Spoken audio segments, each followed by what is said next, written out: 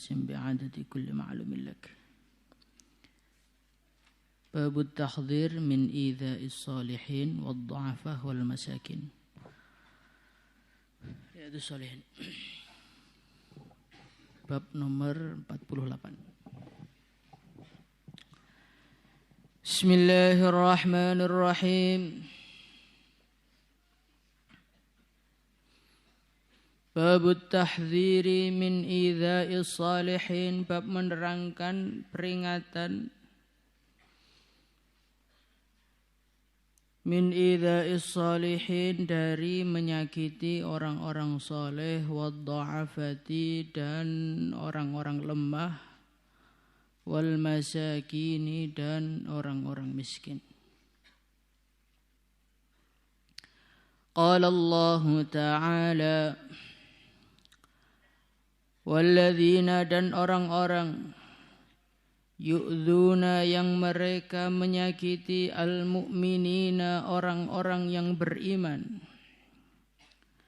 wal orang-orang beriman laki-laki, wal mu'minati, dan orang-orang beriman perempuan, bi ghairi maktasabu, tanpa ada kesalahan yang mereka berbuat, faqad ihtamalu, maka sungguh mereka telah membawa buhtanan, kebohongan, wa ithman, dan dosa, mubinan, yang jelas.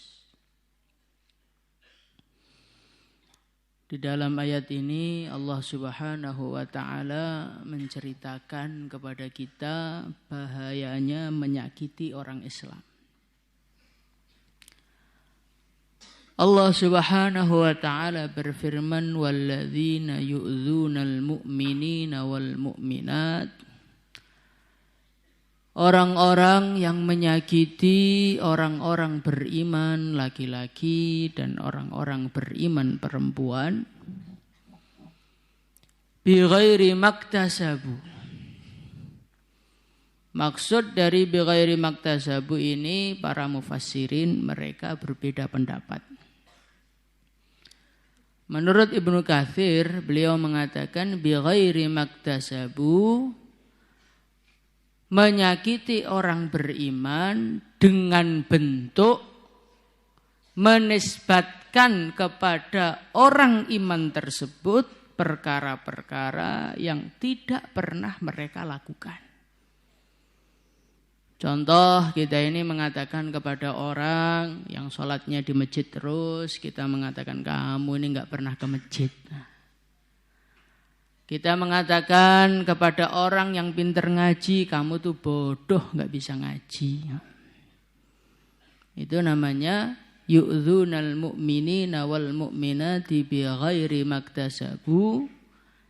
Mencaci, menyakiti, bukan mencaci, menyakiti orang iman dengan bentuk kita menisbatkan kepada dia sesuatu yang dia tidak pernah melakukannya. Maka orang-orang yang seperti ini dikatakan oleh Allah Subhanahu wa Ta'ala, faqad ihtamalu, mereka sungguh telah memikul buhtanan, kedustaan, wa ithmam mubina, dan dosa yang sangat jelas, sangat agung. Ini merupakan sesuatu yang perlu kita renungi dalam kehidupan kita. Kita ini manusia yang punya tangan, punya kaki, punya lesan. Ini makhluk yang bernama tangan, makhluk yang bernama kaki, dan makhluk yang bernama lesan. Ini adalah makhluk-makhluk yang double fungsi. Bisa untuk kita gunakan menyenangkan orang, membantu orang. Dan bisa juga kita gunakan untuk menyakiti orang. Dan kadang-kadang kita ini menyakiti orang tuh enggak kerasa. Saking istiqomahnya, saking seringnya, saking biasanya. Padahal menyakiti orang-orang yang beriman ini merupakan dosa yang besar. Apa bentuknya? Bi ghairi maktasabu, di antara bentuk menyakiti ini kita ini menisbatkan kepada diri perkara-perkara yang enggak pernah dia lakukan. ini adalah sesuatu yang sangat-sangat sering kita kerjakan. Kita melihat orang, dia nggak ngomong, dia diam saja, baru dengan tatapan mata pertama kamu sudah menyakiti dia. Kamu marah sama saya? Kamu jengkel sama saya? Kamu benci sama saya? Nggak boleh seperti itu. Padahal orang tadi nggak ngapa-ngapain, cuma diam aja loh. Sudah kita nilai dengan penilaian 1000 kata. Dan ini biasanya terjadi di kalangan para wanita. Dan laki-laki juga sama aja. Ini merupakan bentuk menyakiti orang lain. Menyakiti orang lain ini sesuatu yang dosa. Ini perlu kita ingat-ingat betul. Menyakiti orang lain itu sesuatu yang dosa. Bentuk menyakitinya bighairi maktasabu, dengan kita menisbatkan kepada dia sesuatu yang enggak pernah dia lakukan. Atau bighairi maktasabu, tafsir yang kedua adalah kita menyakiti orang beriman padahal orang iman tersebut tidak layak kita sakiti. Artinya dia tidak pernah membuat kesalahan yang menjadikan dia layak disakiti. Ada manusia-manusia itu yang layak disakiti, layak dibalas, itu ada kan. Sebagaimana di dalam hadis Rasulullah SAW, beliau bersabda, al-mustabbani maqala. Kalau ada orang mencaci, umpamanya kamu mencaci, kemudian teman kamu membalas cacian, maka walaupun cacian balasan ini menyakitkan, orang yang kedua tadi tidak masuk di dalam ayat ini. Kenapa? Karena cacian yang kedua tadi muncul gara-gara iktasabu, gara-gara perlakuan kamu. Sedangkan yang dimasukkan di dalam ayat ini adalah orang-orang yang kita sakiti padahal dia tidak melakukan sesuatu yang menjadikan dia layak disakiti. Bisa dipahami ya? Jadi orang yang masuk di dalam ayat faqad ihtamalu buhtana wa itsman mubina, ini adalah orang-orang yang menyakiti orang-orang beriman. Padahal orang yang beriman tadi tidak melakukan hal yang membuat dia layak untuk disakiti. Di dalam ayat Al-Qur'an ada lagi diceritakan wa amrum syura bainahum marzaqnahum yafun wal ladzina idza asabahumul baghyu walladzina idza asabahumul baghyu hum yantasirun. Ada manusia-manusia, kamu nggak ngapa-ngapain, dipegang rame-rame, dipukuli sampai berdarah-darah. Nah, setelah dipukuli, kamu membalas, ganti menyakiti dia. Maka tindakan kamu masuk ayat ini apa tidak? Tidak. Karena apa? Karena orang yang kamu pukuli tadi adalah orang-orang yang telah memukul kamu terlebih dahulu. Orang yang kamu caci adalah orang yang mencaci kamu terlebih dahulu. Maka orang-orang seperti ini tidak masuk di dalam ayat ini. Yang masuk dalam ayat ini orang nggak ngapa-ngapain. Hei, goblok, ngapain kamu di sini? Kamu tuh manusia pemalas. Jalan sambil nendang orang. Nah, ini termasuk idzaul mu'minin. Ini adalah tindakan-tindakan yang menyakiti orang iman, yang mana ini dianggap satu dosa yang besar menurut Allah Subhanahu wa taala. Dosa yang terkadangan dihukumi oleh para ulama sebagai dosa kecil saja itu sebetulnya bisa besar loh. Kalau idzaul muslimin ini yang bilang besar ini bukan ulama, yang bilang besar ini Allah Subhanahu wa taala langsung faqad ihtamalu buhtana wa itsman mubina. Idzaul muslimin ini dosanya besar, tetapi kita ini sering melakukan tanpa terasa. Maka dari itu kita ini harus berusaha betul. Bagaimana tangan kita, bagaimana lisan kita, bagaimana kaki kita, jangan sampai menyakiti orang Islam. Insyaallah ya. Dan menyakiti orang Islam itu timbulnya dari mana? Biasanya awal-awalnya dari guyon. Awal-awalnya dari bercanda terus mengarah kepada saling ece, niatnya bercanda. lama-lama saling menghina, lama-lama menyakiti orang lain. Maka orang guyon itu enggak bagus kan. Guyon itu sepertinya sepatah dua patah. Tetapi terkadangan dari guyonan itu ada manusia yang tersakiti hatinya. Kamu tuh enggak usah gaya loh melarat aja enggak punya duit kok gaya. Nah, ini kadang-kadang ucapan ini kita keluarkan hanya sekedar untuk candaan. Padahal ini menyakitkan bagi orang-orang, sebagian manusia seperti itu. Kang, kamu nggak pernah makan di koperasi itu, Kang? Makannya kok makan nasi pondok aja. Itu loh nasinya nggak matang. Nggak punya duit ya? Bilang dong kalau nggak punya duit. Nah, ini kata-kata yang sepertinya biasa tapi menyakitkan. Bercanda tapi menyakitkan. Ini hati-hati. Udahlah, nggak usah ngarep dapat jodoh, minta ya Allah minta jodoh, nggak usah. Kenapa? Karena kasihan yang dapat kamu tuh kasihan. Ini kan sepertinya guyon gitu loh. Sepertinya guyon. Tapi ini terkadang kan banyak manusia yang hancur hatinya gara-gara ucapan yang tidak bertanggung jawab tadi. Maka Rasulullah SAW beliau bersabda, al-muslimu, orang yang Islam yang sebenarnya, orang yang iman yang sebenarnya, man salimal muslimuna min lisanihi wa yadihi. Orang Islam yang sebenarnya itu siapa? Orang Islam yang sebenarnya itu orang yang orang lain itu aman dari lisan dan tangannya. Yang terpenting kita jaga ini lisan. Tangan itu membahayakan, Kang, tapi lisan lebih membahayakan lagi. Karena dikatakan oleh seorang penyair, jirahatus sinani lahal ti'amu wala yaltamu ma jarahal lisan. Luka yang dihasilkan dari tombak itu bisa disembuhkan. Tapi luka yang dihasilkan dari sebuah kata yang keluar dari lisan seorang manusia terkadang seumur hidup nggak bisa dilupakan. Maka lisan kita ini harus disesuaikan dengan hadis liyakul khairan au liyasmut. Sudah, sampaikan kebaikan, kalau nggak diam aja.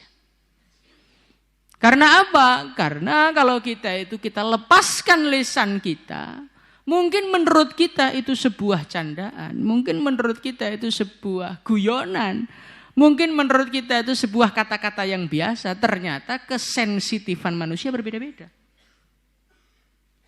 Manusia itu diciptakan oleh Allah, wajahnya beda, otaknya beda, perasaannya beda. Maka orang yang rambutnya keriting itu biasanya perasaannya itu tebal gitu. Sehingga kamu hina, kamu marahin tuh ya kadang-kadang nggak nyambung gitu. Biasa aja. Seakan-akan nggak terjadi apa-apa. Istilahnya kata-katanya itu masuk lewat rambutnya itu nggak sampai-sampai. Wah, ini menghina lagi nih berarti. Enggak. Ada manusia-manusia yang mereka itu sensitifnya itu luar biasa gitu. Sampai dengan kata-kata yang normalnya manusia itu tidak mencaci, dia merasa tercaci dengan kata-kata itu. Ada orang dikasih tahu sama gurunya, Kang, kamu saya putuskan ngimami Ramadan ya, biar Qur'anmu lancar. Ini kata-kata seperti ini biasa apa enggak? Biasa. Tapi bagi sebagian manusia dia langsung tersinggung. Emang Quran saya enggak lancar apa? Maka artinya apa? Artinya kesensitifan manusia itu berbeda-beda. Maka jangan kita ini mengukur perkataan itu dengan kita. Saya dihina gitu biasa aja kok, Pak. Loh, belum tentu yang menurut Anda biasa, menurut orang lain biasa, belum tentu. Karena perasaan orang itu berbeda-beda. Orang itu perasaannya banyak ada kaitannya dengan tubuhnya. Kata ayah saya zaman ngaji Haidus Sahabah, orang yang rambutnya lurus biasanya baperannya setengah mati. Orang yang keriting itu nggak punya perasaan. Maka Rasulullah SAW orang paling sempurna, rambutnya nggak lurus banget enggak, tetapi rambutnya Rasulullah SAW itu ikal. Karena itu adalah satu kesempurnaan. Seorang yang dadanya kecil biasanya gampang sumpekan. Orang yang dadanya bidang biasanya dalam menghadapi masalah dia lebih longgar. Jadi perasaan manusia itu ada gambaran dalam tubuhnya gitu. Maka dari itu karena kesensitifan manusia itu berbeda-beda. Kita harus berhati-hati di dalam berbicara. Insya Allah ya. Kemudian, ini kamu perhatikan ini. Walladzina yu'dzunal mu'minina wal mu'minat. Di dalam ayat ini Allah tidak mengatakan barang siapa yang menyakiti orang beriman yang soleh, tidak. Orang beriman yang apal minhaj, tidak. Orang yang beriman yang ahli zikir, tidak. Beriman. Maka walaupun dia itu bentuknya bagaimana, tetap saja orang iman itu nggak boleh kita sakiti. Tetap saja orang iman itu nggak boleh kita sakiti. Walaupun dia itu orang peminum khamar. Bukan berarti orang itu kalau peminum khamar kita boleh menggunjing dia. Tidak. Belum berarti kalau orang itu nggak pernah sholat kita diizinkan untuk menggunjing dia. Enggak. Orang beriman ya orang beriman. Kehormatannya harus kita jaga. Ya, ini penting. Kadang-kadang kita ini terbiasa menyakiti orang-orang yang menurut kita kesolehannya di bawah kita. Baru jadi ustadz gitu, ngomongnya sembarangan. Santri dihina sana, nanti dihina sini. Santri nggak bisa ngaji, santri nggak bisa ini, nggak bisa itu. Santri malas, santri ini. Ketahuilah di sisi Allah itu manusia itu ya tetap manusia. Pangkat ustadz, pangkat santri itu belum tentu ustadznya lebih mulia di sisi Allah. Gitu. Nah ini kebiasaan dalam kehidupan kita. Kita mencaci, kita menyakiti orang-orang yang levelnya menurut kita di bawah kita itu nggak boleh. Karena orang iman ya tetaplah orang iman yang harus kita jaga kehormatannya. Yang harus kita jaga hatinya, harus kita jaga perasaannya. Nggak boleh kita sakiti. Itu orang iman yang jelek aja kita harus menjaga kehormatannya. Bagaimana dengan orang iman yang baik? Bagaimana dengan orang iman yang telah berbuat baik kepada kita? Orang iman yang telah berbuat baik kepada kita, ini sisi sensitifnya lebih tinggi Kang dibandingkan orang yang nggak berbuat apa-apa dengan kita. Contoh, kalau kita ketemu dengan orang di jalan, dan kita nggak kenal, nggak nyapa, biasa nggak? Biasa. Tapi kalau kita berjumpa dengan orang yang selalu ikram kita, membelikan kitab kita, mengajari ngaji kita, ketemu terus diam aja. Menyakiti nggak itu? Menyakiti nggak? Loh Pak, saya nggak ngapa-ngapain. Nggak ngapa-ngapain kamu itu sudah menyakiti. Maka kita ini juga harus pikirannya harus luas gitu loh.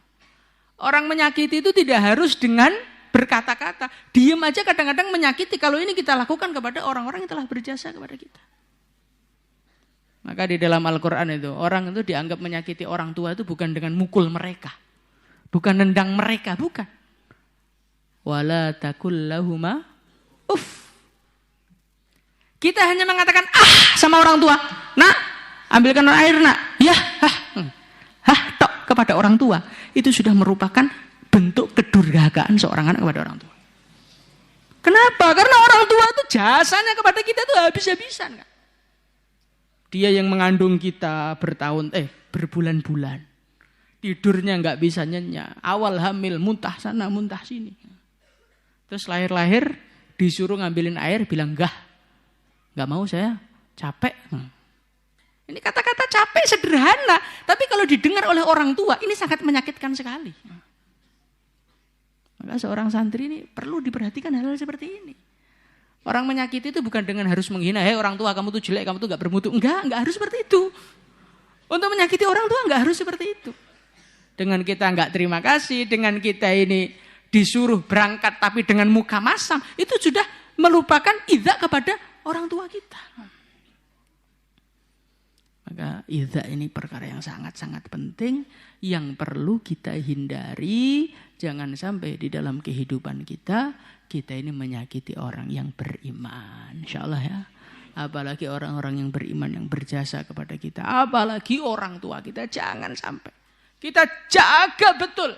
Kita muliakan mereka betul. Kata-katanya kita jaga. Gerak-gerik kita jaga. Ucapan kita jaga. Bahkan kepada orang tua itu ya. Termasuk bentuk menyakiti orang tua itu kalau engkau memberikan kepada anakmu, memberikan kepada istrimu sesuatu yang lebih besar dibandingkan kepada orang tuamu.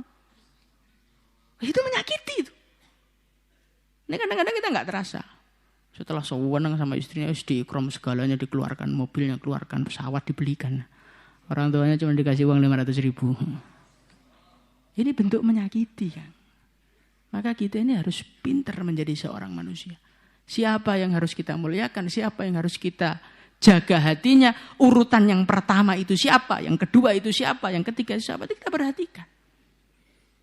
Jangan sampai gara-gara kita mengikuti perasaan kita, akhirnya kita mengunggulkan orang yang seharusnya dia tidak nomor satu. Orang tua yang seharusnya nomor satu kita nomor dua kan, walaupun kita tetap ngasih, itu sudah menyakiti. Maka idaul muslimin, terutama orang-orang soleh, terutama orang-orang tua kita, ini harus betul-betul kita hindari kalau pengen hidup kita enak dunia akhirat. InsyaAllah. Kemudian yang kedua, Allah Subhanahu wa taala berfirman, wa qala ta'ala fa ammal yatima fala tanhar wa ammas sa'ila wa ammal yatima fala taqhar wa ammas sa'ila fala tanhar. Setelah kita ini oleh Allah Subhanahu wa taala dilarang untuk menyakiti orang-orang yang beriman secara umum, Allah Subhanahu wa taala lebih mengkhususkan lagi ada orang-orang yang betul-betul enggak boleh engkau sakiti. Siapakah mereka? Fa ammal yatim, orang-orang yang yatim, orang-orang yang kehilangan orang tuanya dan mereka belum balik. Mereka belum punya kendali penuh kepada diri mereka. Mereka belum bisa membela diri mereka sendiri. Orang-orang seperti itu harus kamu sayangi. Jangan engkau malah sewenang-wenang dengan mereka. Kau ambil harta mereka. Kau ambil kemuliaan-kemuliaan dari mereka. Sehingga mereka menjadi orang hina. Sehingga mereka menjadi orang miskin. Padahal dulu bapaknya kaya raya. Ini merupakan tindakan kesewenang-wenangan yang dilarang oleh Allah. Kemudian orang yang harus kita perhatikan lagi. Wa ammas sa'ila fala tanhar. Kalau ada orang meminta kepada kamu, kalau nggak punya duit, nggak usah ngasih, tapi jangan menghardik. Pergi, minta terus, nggak boleh. Orang tuh kalau meminta berarti dia itu ada hajat. Orang yang ada hajat itu haknya adalah ditolong, bukan dihardik. Kadang-kadang kita ini sama orang-orang meminta di lampu merah, sama pengemis. Kadang-kadang kita ini suudzon sama mereka.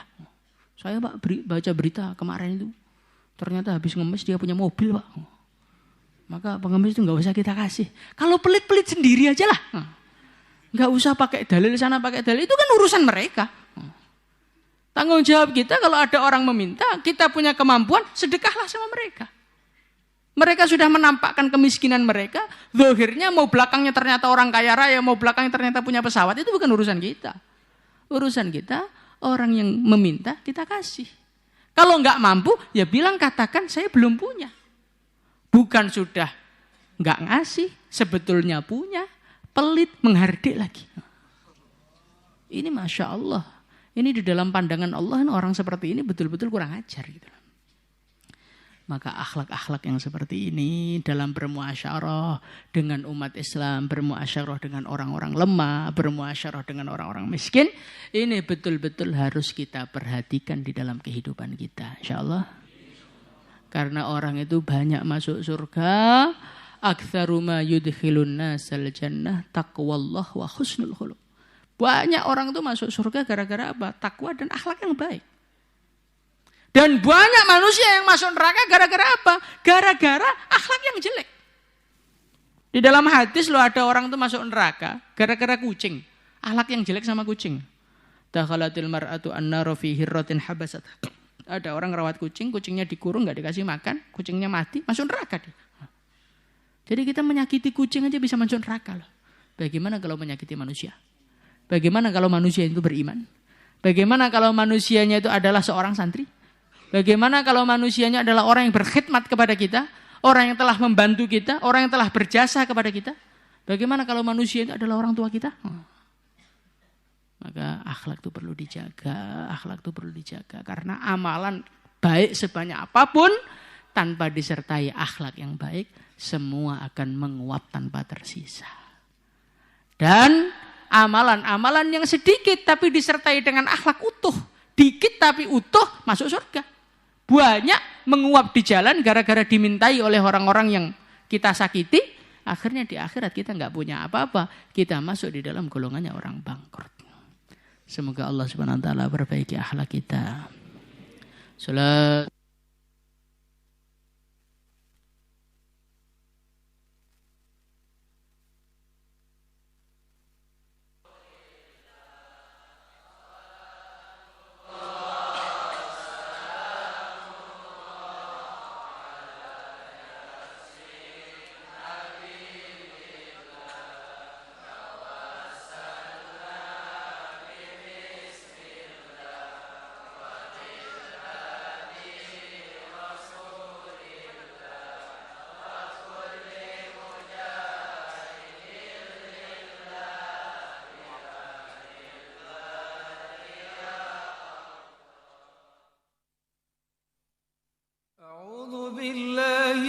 الشيطان الرجيم بسم الله الرحمن الرحيم